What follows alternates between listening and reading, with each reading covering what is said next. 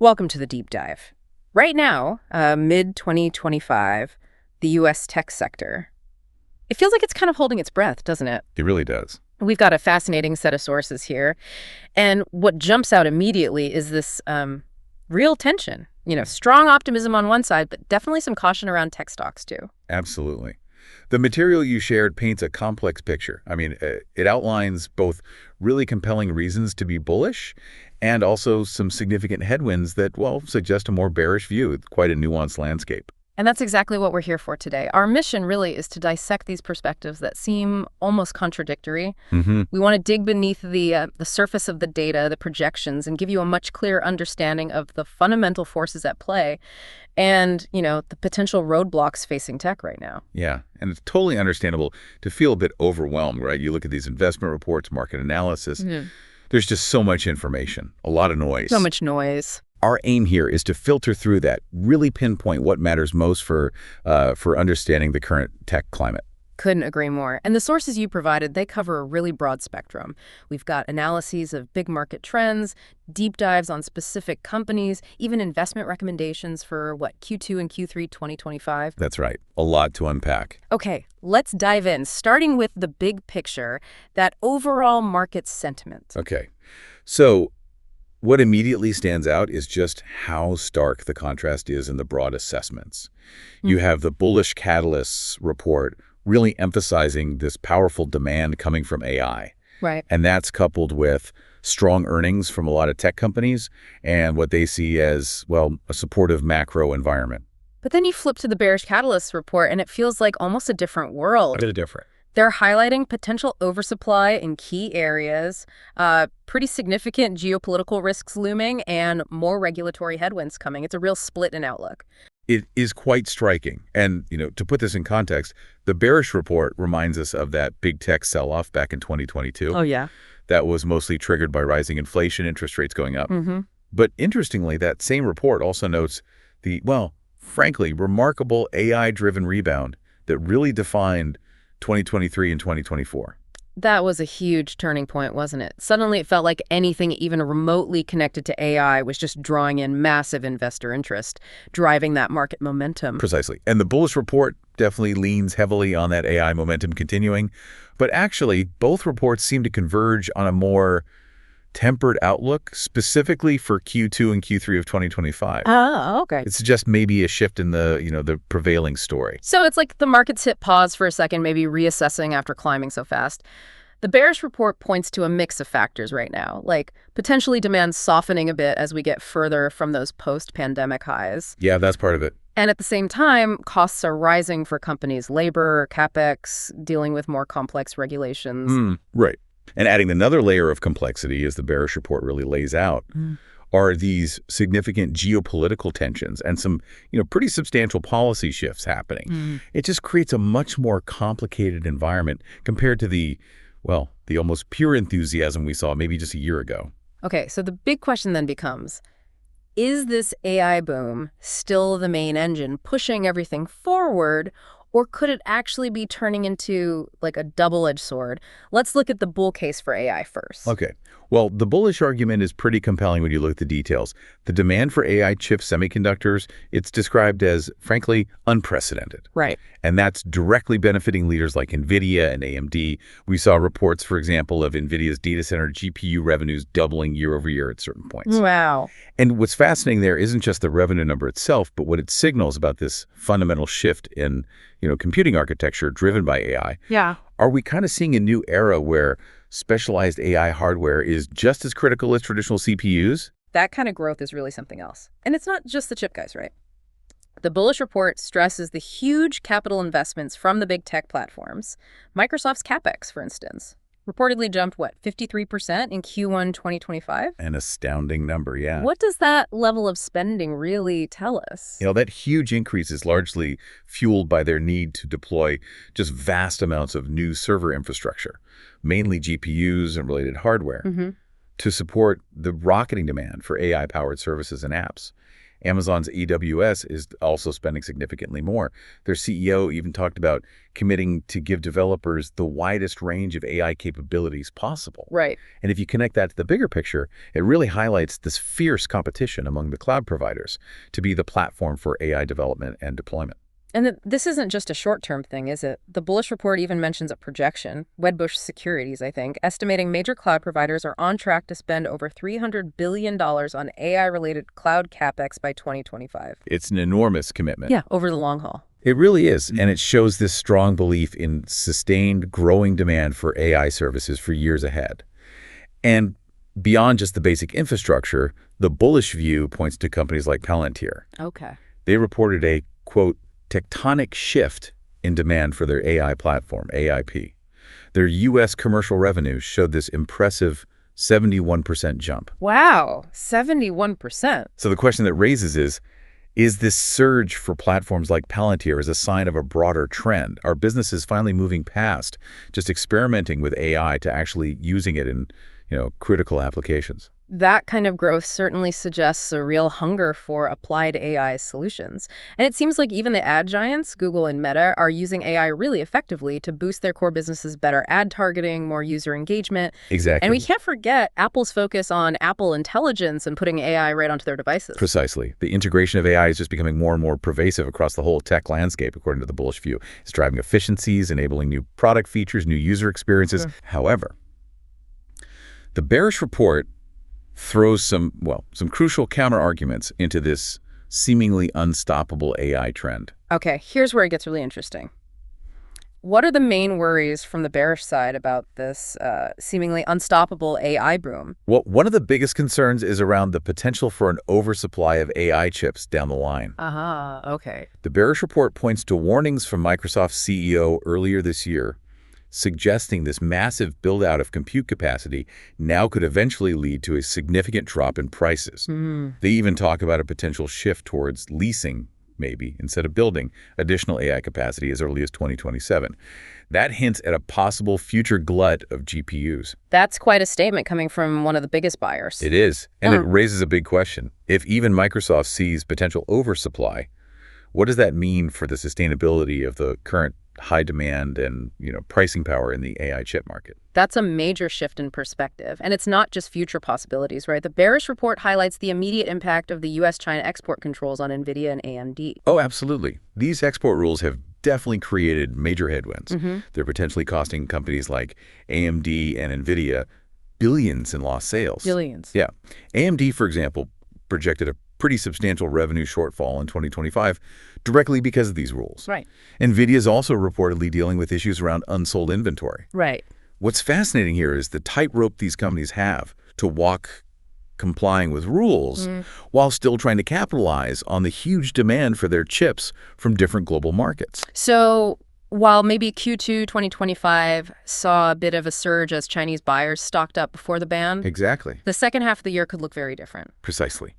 And furthermore, the bearish report points to maybe slower than expected adoption of AI in the enterprise space. Okay. Citing reports from companies like Palantir and Snowflake, despite all the hype around AI, the actual rollout and integration of AI solutions within businesses, at scale, might just be taking longer than people thought. Could be due to a few things. Regulatory caution, maybe, especially in places like Europe, and also tighter IT budgets as the macro environment shifts. So when we balance these bull and bear arguments, what are the key takeaways for investors? Is this AI boom sustainable, or are we maybe looking at a bit of a bubble forming? That is indeed the multi-trillion-dollar question, isn't it? Yeah. The bullish view definitely makes a strong case that the current AI demand is translating into real earnings, real revenue growth for many companies. That's just a fundamental shift, not just hype. Okay. But the bearish counterpoints are a crucial reminder that some parts of the AI landscape might still be driven more by speculation than by, solid financial results. The key for investors is telling the difference. It feels like we need to separate the companies and sectors already showing real financial benefits from AI from those whose valuations are still mostly based on future potential, on projections. Exactly. The bearish report suggests focusing on those sustainable growth drivers while being pretty cautious about the more speculative AI themes. It's about being more discerning, really, about where you put your capital. Okay, let's get specific now and look at some of the companies mentioned in the sources. We've got investment recommendations here for quite a few tech players. Let's start with NVIDIA, often seen as, ground zero for the AI revolution. Right, NVIDIA. The main bullish catalyst is clearly the ramp-up of their new Blackwell GPUs, plus the continued strong performance in their data center business. That's all detailed in the stock recommendations table. But the bearish points are those U.S. export curves we talked about, and also the company's already very high valuation. How do you see those factors balancing out? Well, despite those concerns, the overall recommendation is still a buy. It seems largely down to their undeniable leadership in AI compute and just that rapid growth. Seems the market's willing to pay a premium for that dominance, for now anyway. What about Microsoft? Microsoft also gets a buy. The bullish factors there are the strong, consistent growth of Azure, their cloud platform, which is increasingly fueled by AI workloads, Right. and that key partnership with OpenAI. The main bearish note is, again, high valuation, plus the sort of constant regulatory scrutiny big tech faces. How do you think their diverse business lines play into that? It seems their cloud leadership, combined with how they're weaving AI into so many products, provides this strong foundation that, for many analysts, outweighs those valuation worries. Okay, moving to Meta. Also a buy rating. Yes, Meta. The bullish view highlights the significant 16% jump in ad revenue. That's largely driven by their AI-powered ad targeting getting better and Reels monetization really kicking in. They've also shown progress on cost control. The main bearish point identified is that ongoing pressure from privacy regulations has been a persistent issue for their model. What strikes you about their ability to handle those challenges? It looks like the continued improvements in their core ad engine, thanks to AI, and that focus on efficiency are currently enough to offset the regulatory worries leading to that buy. Palantir is another buy. Right. The bull case for Palantir focuses on the strong, accelerating adoption of their AIP platform and impressive overall contract growth, 39% year over year. Wow. The bearish side points to possible regulatory headwinds in Europe and, surprise, surprise, valuation, which needs sustained high growth to justify it. What do you make of the demand for their specific AI solutions? Well, that strong uptake of AIP in the U.S. commercial sector really seems to be the key driver for the buy rating. It suggests they've had a real market need. But yeah, the concern about relying heavily on the U.S. market and slower adoption in Europe does raise questions about scaling globally down the line. Let's look at Google next, also a buy. Google's buy comes from successfully integrating AI into both search and cloud, leading to solid 12% overall revenue growth. The main bearish factors are the ongoing antitrust fights globally. Yeah, those are big. And just the increasing competition in the fast-moving AI space. How do you see their competitive position holding up against those challenges? It feels like they're seen as a balanced player, right? Strongholds in digital ads, cloud, and now AI. That gives them some resilience, even with those significant regulatory and competitive pressures. Now, Tesla gets a hold rating. That's right. Bullish points for Tesla include the long-awaited Cybertruck production ramp-up and the potential to make more money from their huge supercharger network. Okay. But the bearish side emphasizes the drop we've seen in their auto gross margin and just the intensifying competition in the EV market. Yeah. What factors do you think are weighing most heavily there? The hold seems to reflect worries about that margin pressure and the increasingly crowded EV field, even when you factor in their long-term potential beyond just selling cars. Intel also gets a hold. Yeah, Intel. Bullish points are the ramp-up of their new Xeon processors and their ambitious plan to become a leading-edge foundry again. Big ambition. That's very big. The bearish view highlights the current weakness in the PC market, which is still a big deal for them, and just the inherent risks in such a huge turnaround strategy. What's your take on their chances of pulling it off? The hold probably reflects the uncertainty around that turnaround and the massive competitive hurdles they face in semiconductors. TSMC, though, is a buy. Absolutely. TSMC's bull case is built on incredibly strong demand for their most advanced chips, the leading-edge nodes. These are absolutely critical for AI development and deployment. The main bearish factor mentioned is that persistent geopolitical risk around Taiwan. Given how critical they are to the global supply chain, how significant do you view that risk? Their fundamental importance to AI and high-performance computing just seems to outweigh the geopolitical worries for that buy recommendation. It highlights their, well, indispensable position right now. Finally, SoFi, the digital bank, also rated buy. SoFi's bullish points include consistent strong growth in members and deposits, plus the resumption of student loan payments, which helps their lending business. Bearish points are potential credit and macro risks affecting borrowers and also their current valuation. What makes their growth story so compelling now? The robust growth across their different business lines and their improving profitability as a digital-first bank seem to be the key drivers for the buy, even with broader economic uncertainties hanging around. So across these examples, we see mostly buy recommendations, but with clear warnings and risks for each one. That's a really crucial observation. While the overall feeling seems cautiously optimistic for many of these big tech names, there are very real, distinct risks and uncertainties that investors absolutely need to weigh carefully. Let's dig into those key risks and uncertainties a bit more. We've already mentioned the broad geopolitical instability, Taiwan, China, Red Sea shipping disruptions, both flagged in the bearish report as major concerns.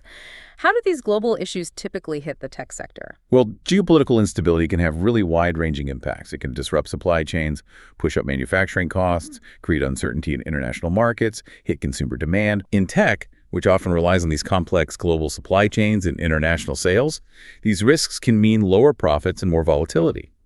The situation in the Taiwan Strait is particularly sensitive, obviously, given Taiwan's dominance in chip manufacturing, like we saw with TSMC. Right, and regulatory tightening is another huge theme coming through. The bearish report specifically mentions the EU's AI Act, evolving data privacy rules. These are adding compliance burdens, potentially slowing down new AI product rollouts. Definitely. And we're seeing more scrutiny in the U.S., too, the FTC getting more active on AI claims, the DOJ's ongoing antitrust efforts. What are the potential long-term effects of all this regulatory focus? Well, increased regulation can mean higher operating costs for tech companies as they figure out new rules and compliance. It could also potentially stifle innovation if the rules are too strict or unclear. Yeah. But on the flip side, regulations can also provide a framework for responsible innovation and maybe build consumer trust over time. Finding the right balance is key. It certainly feels like big tech is facing this growing wave of regulatory attention, both in Europe and the U.S., forcing them to adapt how they operate. Precisely. And then there's the constant threat of competitive disruption. The bearish report really emphasizes how the competitive playing field keeps shifting, new players, new tech emerge all the time. We're seeing examples like OpenAI challenging Google in search, or TikTok and AI content platforms competing for attention with Meta and Netflix. Even in hardware, AMD is making real gains against Intel in that critical data center market. What does this constant competitive pressure mean for the established giants? It's a powerful reminder, isn't it? Even the most dominant companies just can't afford to get complacent. Innovation, adaptation, they're essential for survival and growth in this fast-moving industry.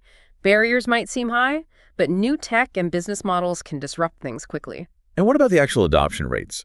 Are consumers and businesses really embracing these cutting-edge technologies as fast as some bullish forecasts suggest? The bearish report suggests maybe some caution is warranted there.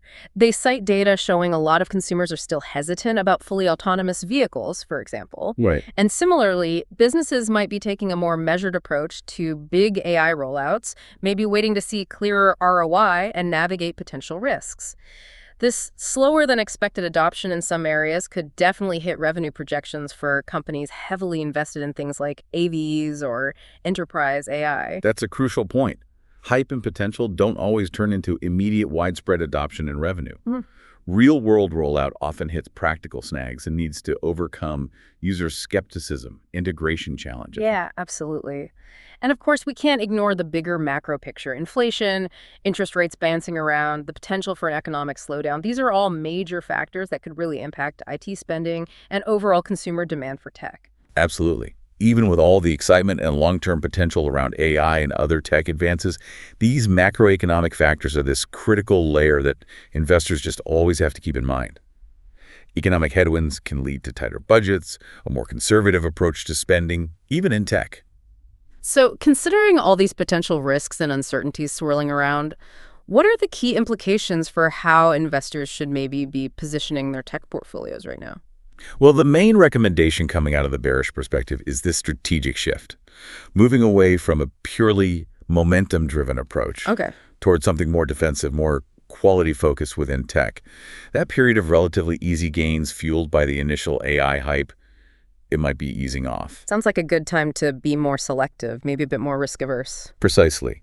The advice is to prioritize selective exposure, focusing on subsectors and companies that have shown resilient fundamentals, strong balance sheets, a clear path to sustainable profit, rather than just chasing every hot trend. Yeah. Diversification is still crucial for managing risk, of course. Making sure you have exposure across different parts of the AI ecosystem, not just hardware, but software platforms too. And it sounds like it's more important than ever to keep a close eye on governments, policymakers. Their decisions can really shake things up and shape the future of tech. Without a doubt. The regulatory environment is evolving so quickly.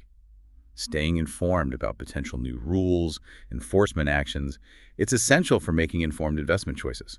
And like we said, despite the big focus on AI, you have to constantly assess the broader macro conditions and how they might impact tech. So it's about finding that careful balance, isn't it? Recognizing the huge long-term potential of tech like AI, but also acknowledging the near-term realities, the economy, the regulations. Exactly. And there's a final point in the analysis about distinguishing between sustainable momentum and maybe purely speculative momentum, depending on your investment timeline.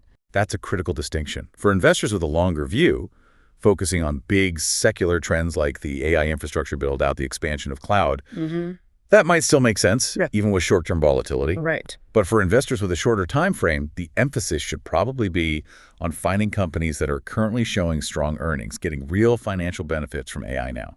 So a more nuanced strategic approach is needed, one that considers both the big trends and your own individual investment goals and time frame. Exactly. It's about being adaptable, informed, and discerning as you navigate this constantly changing tech landscape. Well, this deep dive has certainly shown that the mid-2025 tech landscape is far from simple. It's really dynamic, filled with both huge opportunities and some very real challenges. And AI, its revolutionary power and potential overreach. It's right at the heart of it all. Yeah, and by getting a deeper feel for the nuances in these bullish and bearish arguments, from the specifics of chip demand and cloud spending to regulatory shifts and how individual companies are executing, you, our listener, are hopefully better equipped to navigate this complexity with more clarity, make more informed decisions. And that brings us to our final thought for you to chew on.